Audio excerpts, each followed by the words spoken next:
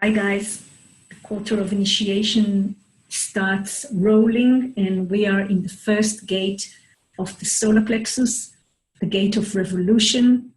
This is all about emotional principles, rejection, acceptance, and so on. And we have the crosses of explanation and revolution, both two subjects that are two themes that are in this in these two gates. Let's explore them a little bit. The gate of revolution. Just notice that when the beginning in the 1-3 version of the cross of explanation, we get both conscious gates in detriment. This is not an easy cross to bear. So, revolution, the gate of revolution, ideally the transformation of forms based on the highest principles and not simply for power. Well, this is the ideal situation. The usual situation of this gate in the not-self world is all about acceptance and rejection, and it holds within it violence, the potential for violence. This is the gate of the butcher. This is the gate that that forms relationships with mammals together with the 19th, and it's interesting to see that the root of our meat eating and the root of our of the religious rituals about eating animals, the root comes from the need to justify the fact that we eat something that we have relationship with. And it's very interesting to see the connection here. And this is, as I said, the gate of the butcher. These people can have beautiful relationship with animals, or on the other hand, eat them with no hard feelings. So this is very interesting, and we know that this channel of the synthesis, the 1949, is going through a very deep transformation. So this will also lead to the fact that soon less and less people will continue to eat meat. So we don't need the mental revolution about this on the planet, because it is going to happen mechanically. This channel is going to change, to break down this way or another, and so with it, eating of animals. Of course, it's a long process, but we are heading there. So this is a gate that holds in the emotional principles, and of course, we know that most of the people are living with an unbalanced emotional wave. So the emotional principles are moving on this unbalanced wave. Another thing that I want to point out to you is that I was thinking a lot about this food thing. I am thinking a lot, and I just noticed that Ra talks about the channel of emoting as the channel that holds within it eating disorders. But as I see it, all three channels that connect the root and the solar plexus have a potential for eating disorders.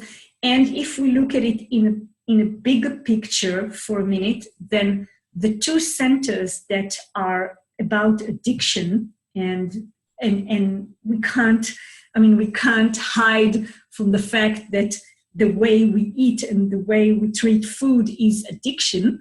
So these two centers, of course, are the sacral and the solar plexus. These two centers run the planet, and these two centers, defined or undefined, when they're not balanced, they are looking for immediate satisfaction. In this immediate satisfaction and pleasure, there are two things on the planet that hold within them this potential for this immediate satisfaction, and this is, of course, sex and food. And these two themes of sex and food and the addiction for them, as I see it, if we really look at it in a very simple way, but I think it's a very powerful way, is the fact that because we don't live who we are, the planet, the humanity, most of the people don't live who they are. They can't really fulfill their design, and the need for something that would be now, would satisfy them now. And I'm talking about satisfaction because the non-sacral being are being conditioned by the frustration of the generators. We can't avoid it. This is a generator aura. This planet has a generator aura, an emotional generator aura.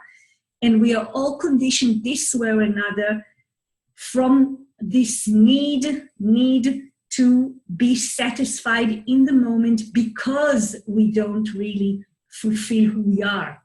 And when we live our design, when we get into this experiment and we go through a few years and we really become more and more who we are, then these food and sex conditionings can be lightened up very strongly, and we can really see what is the real me in this, and who is my not self, and when does this not self appear on the surface and wants their immediate satisfaction. And I can see it a lot with food. It brings me, it brings such a light. It lightens the whole aspect of just watching my conditioning and others, of course, as we speak and we see. And it's really okay. We're not supposed to go beyond our evolution, not revolution, but evolution. We're not supposed to go, we can't go beyond our evolution, but we can see that there is a revolution that happens through our pointing out this matter and looking at it. And this is very beautiful because this is the initiation of the mind. We talked about it. Without being mentally initiated, we can't bring the transformation and the mutation. And so it's a very important part of our journey to be able to be mentally initiated into this revolution, and then our own private evolution can continue. And then the fourth gate, youthful folly. This is such a weird gate. For me, I mean, it's a weird gate. The energy to beguile and succeed despite ignorance, freedom from retribution. Now, this is very interesting. Ra has a very nice explanation about this, but I don't want to get into this. I just want to look at the way that the mind, the logic mind, tries to give answers to all the questions that it asks because of the doubt that pressures on it. So it asks questions, why this and why that, and the answer, the formula, pops out and sounds very, very logic. Now, if we just look at the lines, just look at the names of the lines of this gate. Just the name. The first line is pleasure and then acceptance, but then it begins irresponsibility, the liar, seduction, and excess. So we understand that this gate, the youthful folly here, this stupidity, this irresponsibility is really about taking these formulas seriously, because we just can't. I mean, the mind will display the way of its logical way of thinking and brings out the formulas, but these formulas are not proven yet, and these are just things that are being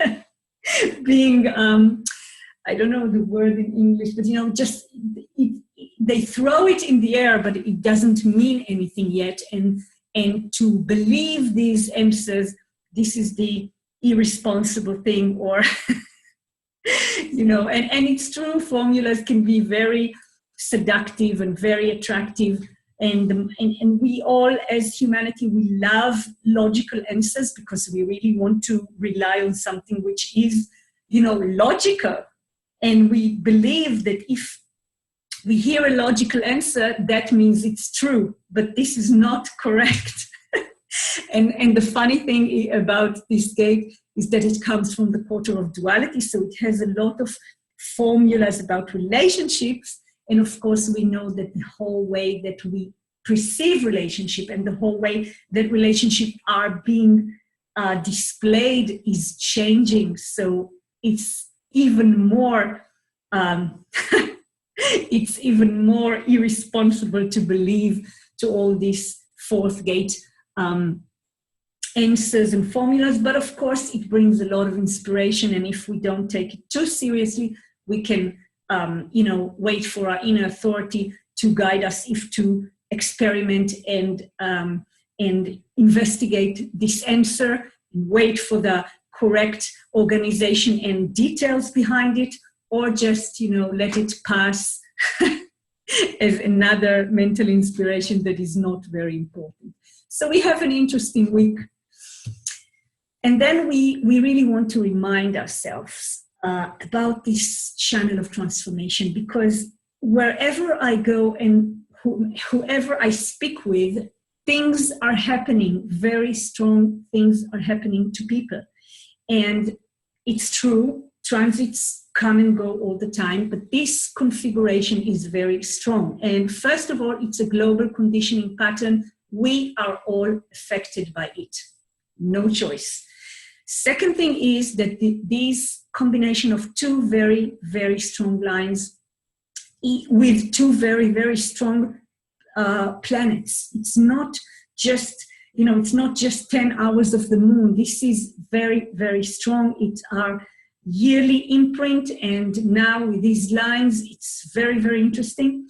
We have Pluto in this very weird line. Now, I've never experienced this line this way. I never experienced it, except when it's in the moon and, it's just an hour and something like that. But this, now, when Pluto sits there, and I have twice in my design the 54th gate, something very, very strong is happening to me, which I can't put my finger on it, but I know that this involves cosmic forces.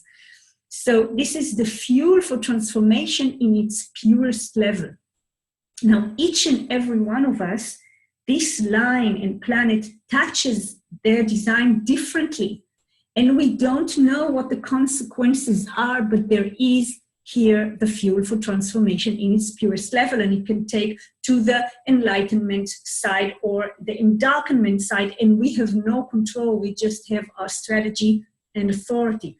So we can't avoid looking at it. And of course, all the people that have one of these gates, they are in compromise to this channel, as what I feel. I have many people in my life with the 32nd gate, and they are compromised from the other side. So this is very, very strong. Now, Jupiter in the gate of continuity is in the line of lack of continuity in the detrimental side, which is a lack of instinct in times of transformation. And this is a time of transformation. And since Mercury, the last 2 days, I think, is in the gate of limitation, we also feel this because this is lightened up from the global conditioning pattern, and we really can't avoid it. And I hear it from everywhere. People are affected. We are affected. We need to acknowledge this and take a step back and breathe deeply, because there is this fuel for transformation, but so many things are happening, and on the other side is the lack of continuity. So we can't just, ride this wave of fuel, because so many things are happening as limitations on our way. So just watch it. I invite you to watch it. This is very, very strong. I can feel it in my body, this energy. Later today, we are going to experience the channel of emoting. We talked a little bit about the meaning of the channel of emoting, this moodiness and this eating disorders that it brings. So when we look at eating now, so let us look at it. 10 hours that the moon would be in the channel of emoting, a creative, moody, acoustic channel. And then tomorrow the moon will sit in the gate of beginnings and will form with Uranus the channel of maturation. And this is another interesting global conditioning pattern because this is a format energy and it lightens up also the 59th gate that we have in the nodes in the 4th line. So, and it's also interesting because these two channels are they have special relationship. These two channels, these are two oppositions in the wheel that combine. It's even part of the cross of cycles. It's the definition of these two channels. So they have a very special relationship. So we're going to experience this for 10 hours. Then we're going to experience the channel of acceptance that will a design of an organizational being, I think, something like this. It is the gate of opinions that Mars is completes his staying there, and the 62nd gate, the gate of details. So this is a very very logical, strong, opinioned channel that resonates and is part of the stream of logic with the 4th gate. And we also have Saturn in the gate of ideas. So we are going to have a lot of mental activity, most of it logic, about the situation of transformation that we are in. While going through this weird time. Then the moon will shift to the other side of the mind, and we're going to have the channel of curiosity, the gate of the wanderer, and the gate of ideas. They form together, and we are going to hear a lot of stories, stimulating stories and ideas about our formulas, opinions that happens through transformation. And then in the 12, very early in the morning GMT, we are going to experience the channel of community. No, long time no see, but this is going to be in a very, very interesting configuration. We're going to have, of course, the sun is in the 59th gate, then we have the channel of community, and then we have the 21st gate that Mars will be in. And this is very interesting combination to have Mars in the gate of control, biting through, and we're going to have this rejection, acceptance gate, the butcher. This is a very, very strong combination.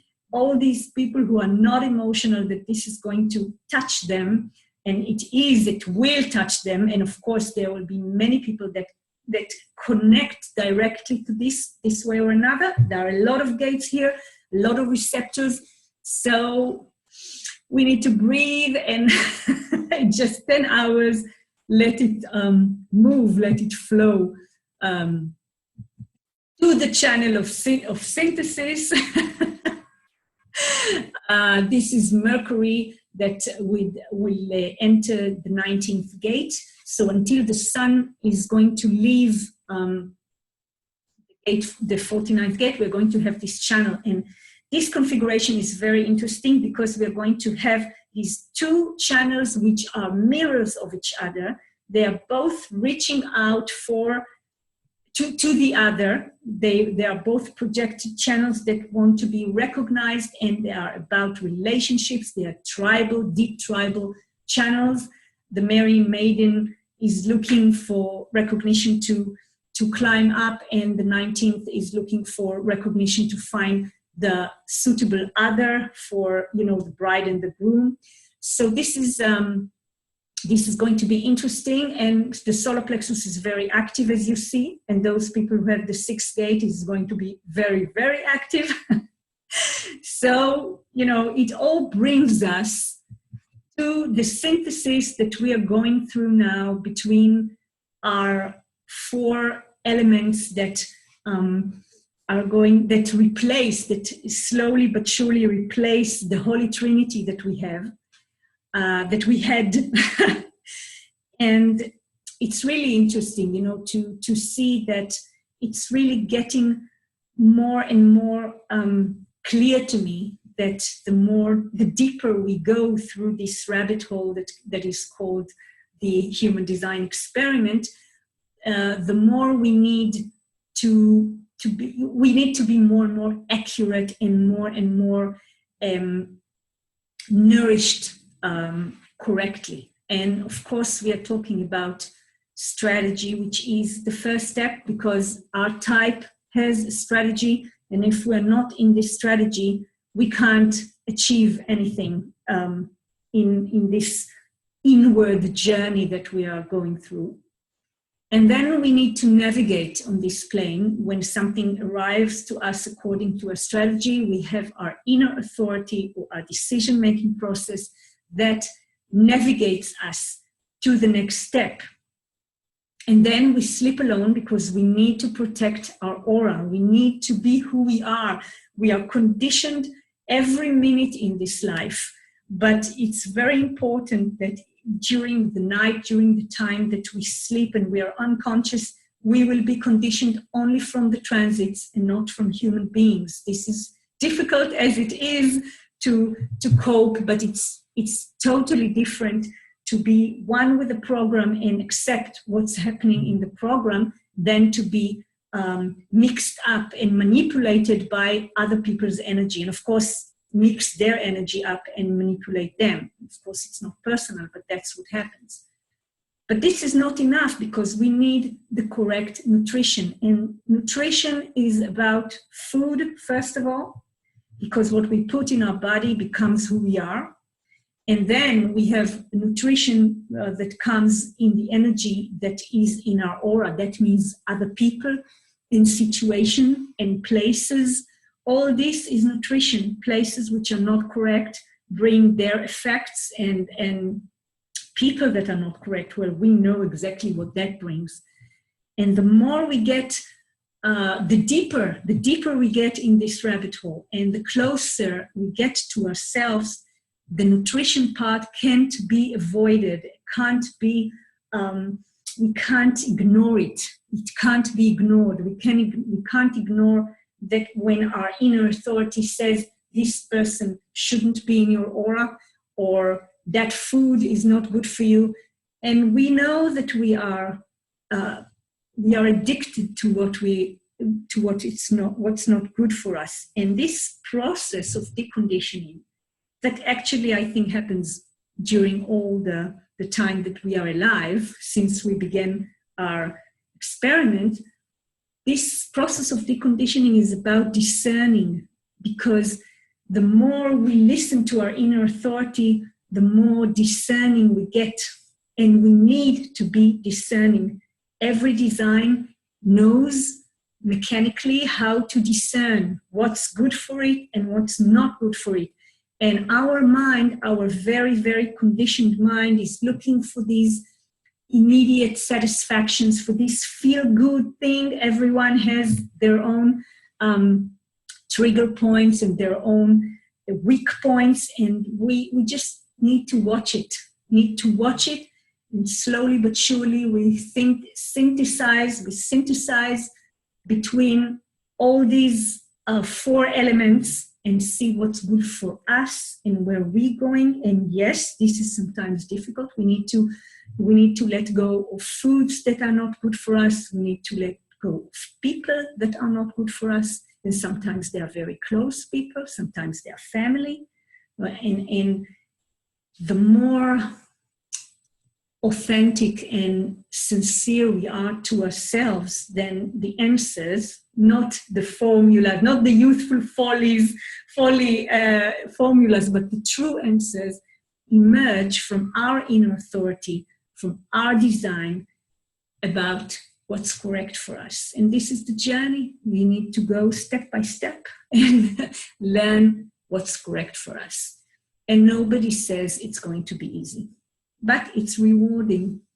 So this is the revolution. This is the revolution we're going to see according to our principles, what is good for us and what is not good for us. And about, specifically about food, I'm in the middle of preparing a little video with a lot of references to all the sources and resources that I was involved in and still get my inspiration from. And I will give you this, and everyone will follow their strategy, authority, sleeping alone, and nutrition guidance, and find what's good for you. And we'll see how that journey will unfold. Have a great week with a lot of revolutionized formulas. Bye-bye.